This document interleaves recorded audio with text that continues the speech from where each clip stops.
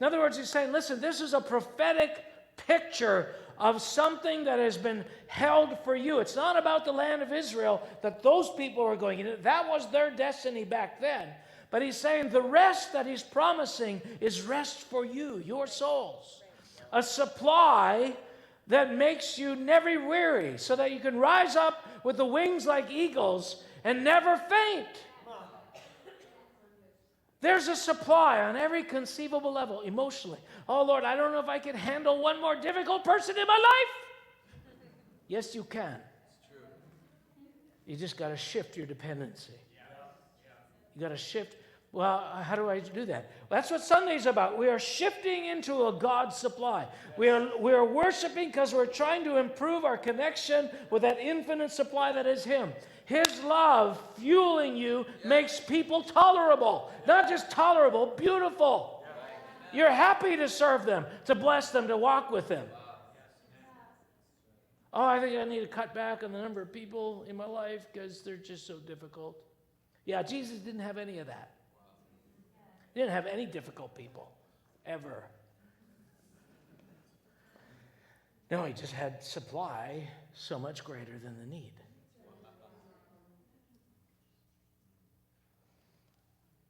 Let me finish. Well, let me start. There remains, verse 9, there remains, therefore, a rest for the people of God. So there's a rest for you and you and you and you and you and me. There's something that makes life seamless. There's things you're struggling with right now, heaviness of thought, depression, darkness, temptation. The day's coming when that stuff won't even harm you. It won't even hurt. It won't even come near you. It'll be like pellets off of a titanium shield. What's that little rat? Is that a Mighty Mouse? No. What is it? You can't hurt my shield. Bat Frank. Yeah, it was a bat. Bats are like mice. Mice with wings. Rats with wings. This is what he says. For he who has entered his rest has himself also ceased from his works as God did from his. I've got about 8 hours more material on this point alone. But let me just put it out there for the future. This is where we're going.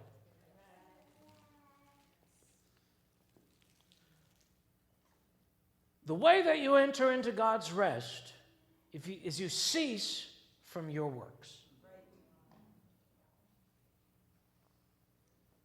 And you do his works. When you stop your works and you do his, well, how do I know which is which? That's the optimum question. That's the journey. Let me give you a hint. Everything that's born of God overcomes the world. Everything that gets frustrated, angry, depressed, downcast is fueled by something less than infinite power. There are things, initiatives. When I started my ministry, it wasn't like God didn't say, go and do this. He just didn't. He said, I've called you to this. And I thought that meant, okay, do this and this and this. So I looked at what everybody else was doing, tried to do the same thing. It didn't work. I said, well, it's working for them. What's going on? I didn't tell you to do that. I said, you were called. Oh, you mean I've run ahead a little bit? A little bit.